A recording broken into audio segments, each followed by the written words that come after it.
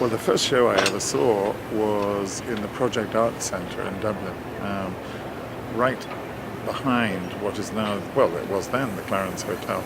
And at the time, the Project Arts Centre was being run by Jim Sheridan, who later became film director of some note, and his brother Peter.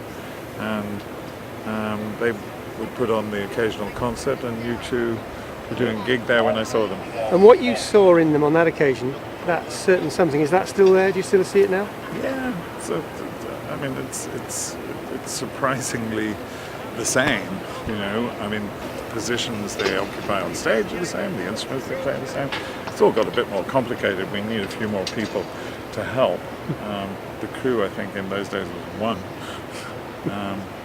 And it seems to have been increasing in number ever since. I mean, they were always very theatrical. I mean, Bono right at the beginning had a kind of hunger for contact with the audience, which is still the basis of his stage persona.